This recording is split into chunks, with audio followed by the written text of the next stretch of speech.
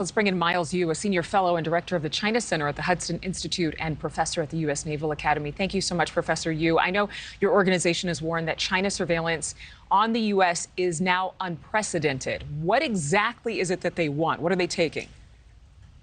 I think America's strength is its openness and its transparency. We have a robust free market economy. So precisely because of that, but also poses a weakness and vulnerability for China. China basically wants to have American technology, what really make the American economy and Americans academia strong and excellent, bar none, in the world. So they do it in a very sort of systematic way, but also furtive way. And you mentioned about China's espionage on American campuses and research labs. That's just the tip of the iceberg. China's surveillance over America is just massive and comprehensive, from not only in a open arena like campuses, but also cyber, artificial intelligence, and space. And now we have this atmospheric device, a balloon, and which is also very, very useful for the Chinese to collect a particular kind of intelligence. Is it that they want to duplicate what America's universities currently do? I mean, Stanford, UCLA, Northwestern, the University of Pittsburgh, others have been warned about Chinese spying. I mean, how vulnerable are these college campuses? Very, very vulnerable. Now, having said that, I have to mention this factor that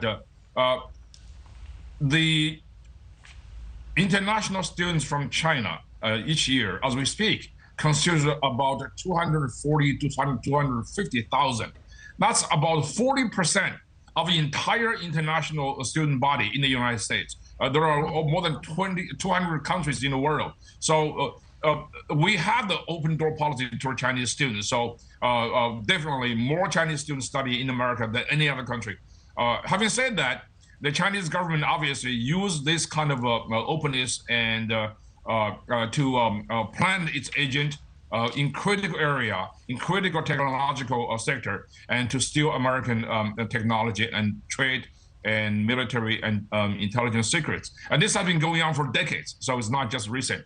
In terms of TikTok, we've seen more and more governments and corporations ban the app.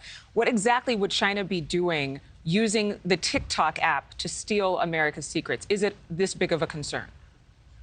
TikTok is actually a social media outlet. It's not really in the high-tech area to steal, but TikTok is a very popular platform, particularly to young kids. What TikTok functions is to allow Chinese government to collect the massive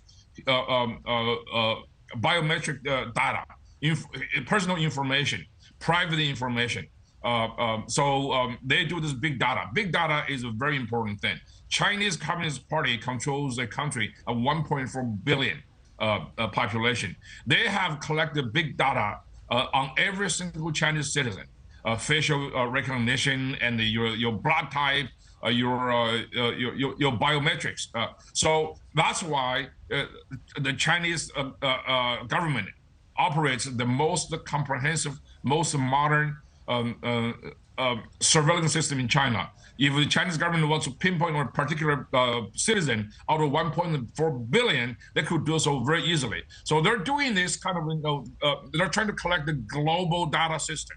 And that's where TikTok play a very important role in this arena. So I would urge the parents and kids to get off TikTok and just stay away. Treat this as an epidemic. Treat TikTok as an epidemic. Really, one quick question for you. I know we're out of time. Should we do something more to stop Chinese spying? Should we stop accepting so many Chinese students? I mean, what else could be addressed to protect the United States?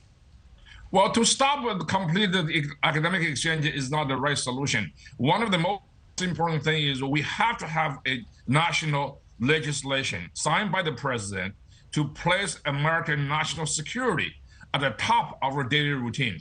The same way we did with the Soviet Union in the 1940s, 1950s, 1960s. Because the American system, the US government, which is in charge of national security, sometimes does not have the authority and power to regulate what our commercial sector, our private companies, even universities and colleges can do.